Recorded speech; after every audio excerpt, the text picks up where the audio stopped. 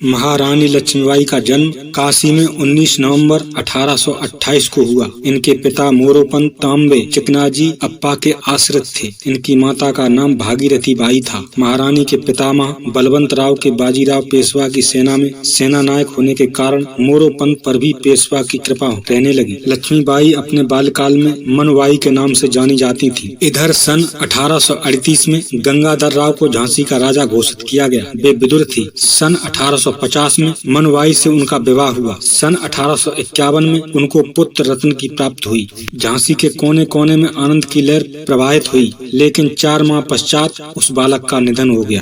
सारी झांसी शोक सागर में निमग्न हो गई। राजा गंगाधर राव को तो इतना गहरा धक्का पहुंचा कि वे फिर स्वस्थ न हो सके और 21 नवंबर 1853 को चल बसे। यद्यपि महाराजा का निधन महारानी के लिए असहनीय था, लेकिन फिर भी वे घबराई नहीं। उन्होंने विवेक नहीं खोया। राजा गंगाधर राव ने अपने जीवन काल में ही अपने परिवार के बालक दामोदर राव को दत्तक पुत्र मानकर अंग्रेजी सरकार को सूचना दे दी थी, परंतु ईस्ट इंडिया कंपनी की सरकार ने दत्तक पुत्र को अस्वीकार कर दिया। संघर्ष 27 फरवरी 1854 को लॉर्ड डलहौजी ने गोद की नीति के अंतर्गत दत्तक पुत्र दामोदर राव की गोद अस्वीकृत कर दी और झांसी को अंग्रेजी राज्य में मिलाने की घोषणा कर दी। पॉलिटिकल एजेंट की सूचना पाते ही रानी के मुख से यह वाक्य प्रस्फुटित हो गया, मैं अपनी झांसी नहीं दूंगी। 7 मार्च 1854 को झांसी पर अंग्रेजों का अधिकार हुआ। झांसी की रानी ने पेंशन अस्वीकृत कर दी। वह नगर के राजमहल में निवास करने लगी। यहीं से भारत की प्रथम स्वाधीनता क्रांति का बीज प्रस्फुटित हुआ। अंग्रेजों की राज्य लिप्सा की नीति से उत्तरी भारत के नवाब और राजे महाराजे असंतुष्ट हो गए और सभी में विद्रोह की आग भभक उठी। रानी लक्ष्मीबाई ने को स्वर्ण अवसर माना और क्रांति की ज्वालाओं को अधिक सुलगाया तथा अंग्रेजों के विरुद्ध विद्रोह करने की योजना बनाई। नवाब वाजिद अली शाह की बेगम हजरत महल, अंतिम मुगल सम्राट की बेगम जीनत महल, स्वयं मुगल सम्राट बहादुर शाह, नाना साहब के वकील अजीमुल्ला, सागर के राजा,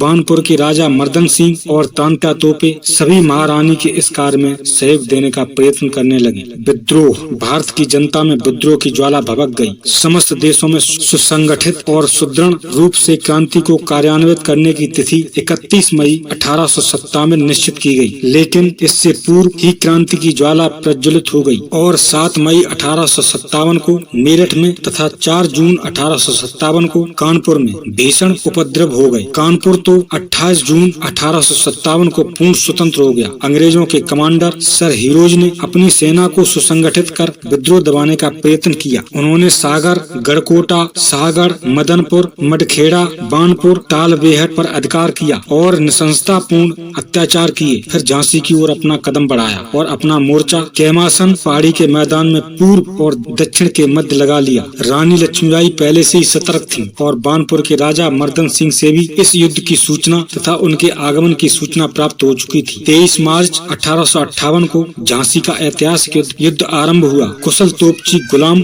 गौस खान ने झांसी की रानी के आदेशानुसार तोपों के लक्ष्य साधकर ऐसे गोले फेंके कि पहली बार में ही अंग्रेजी सेना के छक्के छूट गए। रानी लक्ष्मीबाई ने 7 दिन तक वीरता पूर्वक झांसी की सुरक्षा की और अपनी छोटी सी सशस्त्र सेना से अंग्रेजों का बड़ी बहादुरी से मुकाबला किया। रानी ने खुले रूप से शत्रु का सामना किया और युद्ध में अपनी वीरता का परिचय दिया। वे अकेले ही अपनी पीठ के पीछे दामोदर राव को कसकर घोड़े पर सवार हो अंग्रेजों से युद्ध करती रहीं। बहुत दिन तक युद्ध का क्रम इस प्रकार चलना असंभव था। सरदारों का आग्रह मानकर रानी ने कालपी प्रस्थान किया। वहाँ जाकर वे शांत नहीं बैठी। उन्होंने नाना साहब और उनके योग्य सेनापति तांत्या तोपे से संपर्क स्थापित किया और विचार विमर्श किया। रानी की वीरता और साहस का लोहा अंग्रेज मान गए, लेकिन उन्होंने रानी का पीछा किया। रानी का घोड़ा बुरी तरह घायल हो गया और अंत में वीर गति को प्राप्त हुआ, लेकिन रानी ने साहस नहीं छोड़ा और शौर्य का प्रदर्शन किया। कालपी में महारानी और तांत्या तोपे ने योजना बनाई और अंत में नाना साहब, सागर के राजा, बानपुर के राजा मर्दन सिंह आदि सभी ने रानी का साथ दिया। रानी ने ग्वालियर पर आक्रमण किया और वहाँ के किले पर अधिकार कर लिया। विजयोल्लास का उत्सव कई दिनों तक चलता रहा, लेकिन रानी इसके विरुद्ध थी। यह समय विजय का नहीं था, अपनी शक्ति को सुसंगठित कर अगला कदम बढ़ाने का समय था। उपसंहार। सेनापति सर हीरोज अपनी सेना के साथ संपूर्ण शक्ति से रानी का पीछा करता रहा और आखिरकार वह दिन भी आ गया जब उसने ग्वालियर का किला घमासान युद्ध करके अपने कब्जे में ले लिया। रानी लक्ष्मीबाई इस युद्ध में भी अपनी कुशलता का परिचय देती रहीं। 18 जून 1858 को ग्वालियर का अंतिम युद्ध हुआ और रानी ने अपनी सेना का कुशल नेतृत्व किया। वे घायल हो गयीं और अंततः उन्होंने वीर गति प्राप्त की। रानी लक्ष्मीबाई ने स्वतंत्र युद्ध में अपने जीवन की अंतिम आहुति देकर जनता जनार्दन को चेतना प्रदान की और स्वतंत्रता के लिए बलिदान का संदेश दिया।